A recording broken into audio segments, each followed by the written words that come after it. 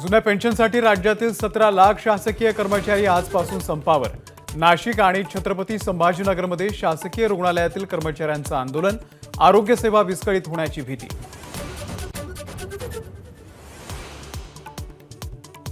जुन्या पेन्शनच्या मागणी संदर्भामध्ये कर्मचारी संघटना आणि सरकारमध्ये चर्चा, अर्थसंकल्पीय अधिवेशनापर्यंत तोडगा काढू, मुख्यमंत्र्यांचं आश्वासन।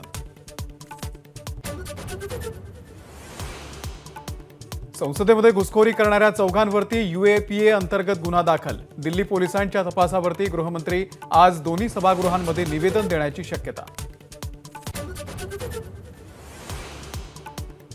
संसदेच्या सुरक्षेमधील त्रुटी प्रकरणामध्ये गृह मंत्रालयाकडून चौकशीचे आदेश। सीआरपीएफचे महासंचालक अनिश दयाल सिंग यांच्या अध्यक्षतेखाली चौकशी समिती स्थापन।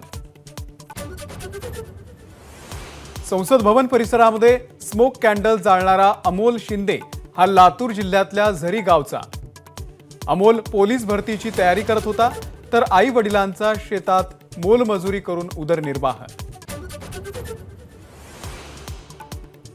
ललित पाटीलच्या सांगण्यावरूनच शिंदे गावामध्ये एमडी कारखाना। ललित आणि भूषण पाटीलच्या चौकशीतून माहिती समोर। एमडी फॉर्म्युलासाठी लोहारे आणि पंतची भूषणला मदत। पशुसंवर्धन दुग्ध विभागाची फेररचना, एकत्रीकरणाचा फटका शासकीय दूध डेअऱ्यांना बसण्याची शक्यता। दोन्ही विभागाचं एकच आयुक्तालय।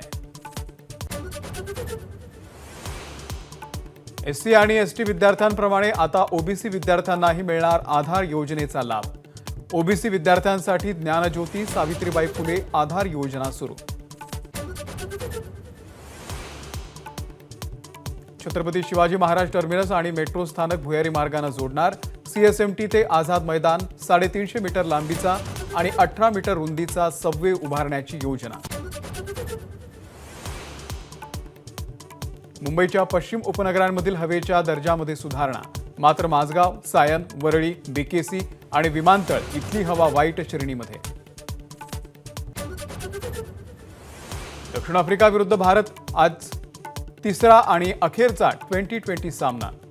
दक्षिण आफ्रिकेची 1-0 अशी आघाडी। टीम इंडिया समोर मालिका वाचवण्याचं आव्हान। टीम इंडियाचा वेगवान गोलंदाज मोहम्मद शमीची अर्जुन पुरस्कारासाठी शिफारस, तर खेलरत्न अवॉर्डच्या शर्यतीमध्ये बॅडमिंटनपटू सात्विक आणि चिरागही।